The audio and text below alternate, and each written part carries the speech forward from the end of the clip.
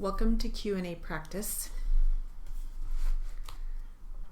Let's get started with the defense attorney.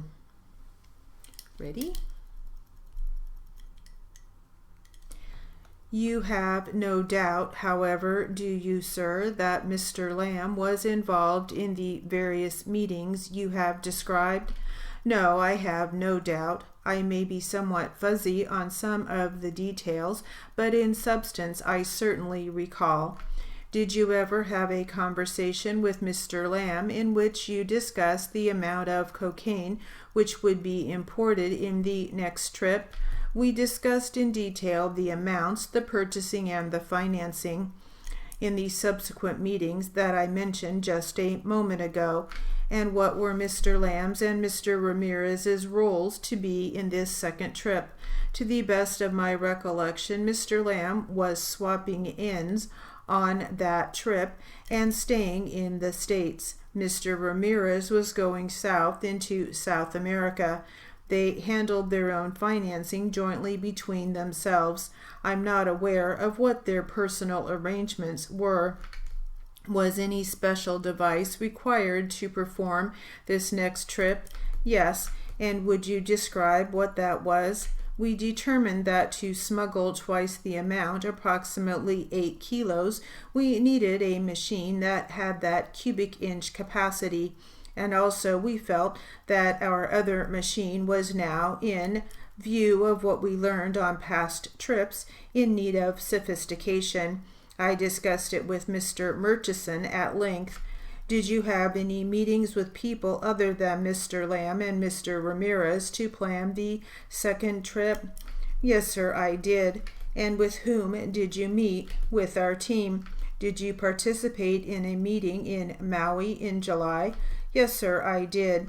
And would you describe in substance what was said in that meeting? In substance, all the pertinent details surrounding the trip that was going to ensue were discussed. What are some of the pertinent details which were discussed? Financing, routing, outfitting, logistics, travel arrangements, and we agreed on the plan of action to smuggle the cocaine.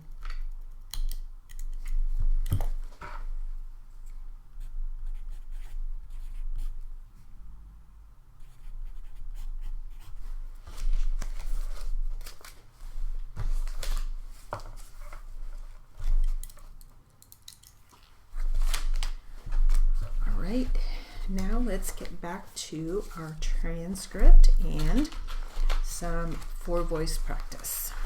And we will start with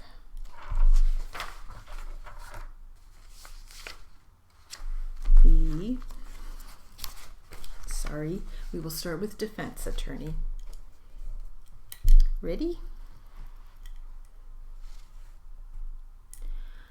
But none of the transaction on that date with regard to any drugs or activity took place while he was behind the bar, did it?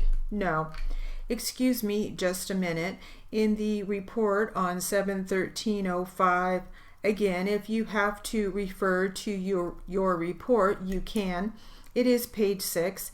And I'm talking about the last paragraph, and you testified that Cassie on that date was looking in your direction. You really don't know what she was looking at that particular time, do you? I think I do. You think you know what she was looking at? Yes. And how is it you know that? Because her eyes went down from eye level to about where Ron's hands were. Okay, granted, it could have been anything, but from my view, that's exactly where she was looking. And one other point of clarification, and this is kind of small, but you testified, and I just think, and I understand why, but I think you got 2 dates mixed up. Did you get the incidents of 10/21 and 10/06 of 06 sort of? Did they kind of blend together in your original testimony? You corrected your and strike that, and let me ask you another question.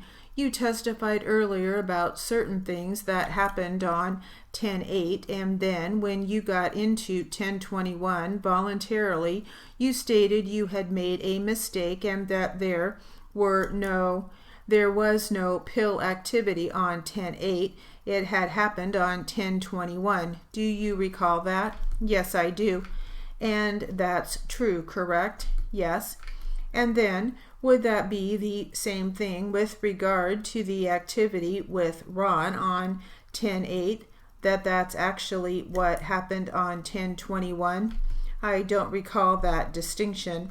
All right, let me ask you this, and again, please feel free to refer. I'm not trying to confuse or befuddle you. I'm just trying to be sure we have it straight. It is my understanding that on 10/8, whatever transaction or dealings or happenings occurred between Sarah and Ron, your view was fairly blocked. Yes, so you really didn't see what happened at that point. All you know is that somewhere along the line, Sarah handed you a plastic bag. That's correct.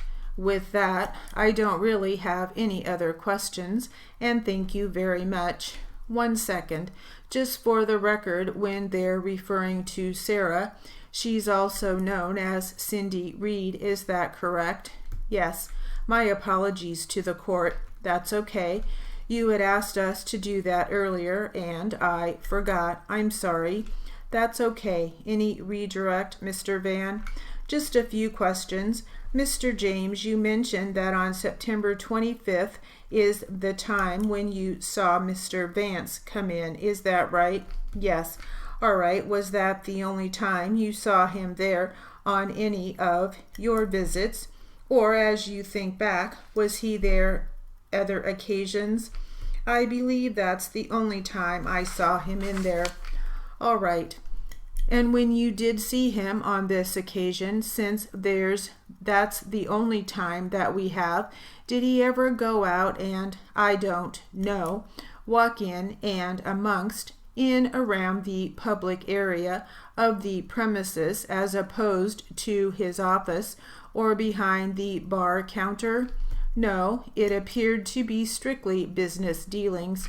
Okay, so you think he went into his what may have been an office behind the bar counter, and where else? Those are the only two places I recall him going. All right. Now, you mentioned with respect to Ron Sanchez, you told Mr. Ramos that, you can correct me if I'm wrong, but it was kind of your overall perception that he was maybe a patron, but he kind of did, I don't know, like chores or favors for them, for premises employees. Is that right, or you can correct me? I'm not sure if there was any arrangement between the bartenders and Ron for any monetary things. He just appeared to be helping the bartenders with various duties. But for example, what things did you see Ron do? I saw him police empty beer bottles. I saw him take a crate of beer bottles to the back. I saw him get ice for a bartender on an occasion, and I've seen him mop the floor. Okay, but like when he wasn't doing those things, and other than your dealing with him, what would he just be standing around, or what would he be doing? Pretty much just loitering, hanging out. I don't even recall really ever seeing him drink alcohol. He would come and go, meet patrons in the bathroom for brief times, basically deal drugs. All right, so the bar counter had no stools, but had tall chairs, is that? Yes, and no stools, but tall chairs, you think? Yes, all right. Not the classic round bar stool kind of deal? No. All right, nothing further. Any recross? No. All right, thank you very much. You may step down. Any other witnesses, Mr. Van? I don't think so, Your Honor. All right, Department Res? I think yes. Okay, we're ready for your first witness then, Mr. Ramos. Thank you. We're going to call Cassie Reeves, and Mr. Ramos will get her if that's okay. Okay. We might have a problem. I guess I'll have to go downstairs and get her. Well, that's okay. Why don't we start with Mr. Vance while you're doing that?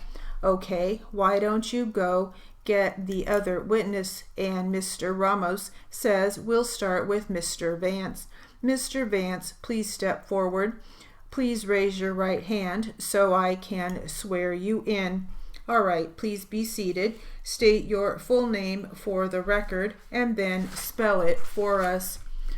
Ivan, I-V-A-N, Vance, V-A-N-C-E. All right, thank you. Go ahead, Mr. Randall. Thank you, Your Honor. Sir, you're the owner and the ABC licensee of the business known as Horseshoe? Yes, sir. And the department's accusation indicates that you've been licensed there since May 7th of 1970. Yes, sir.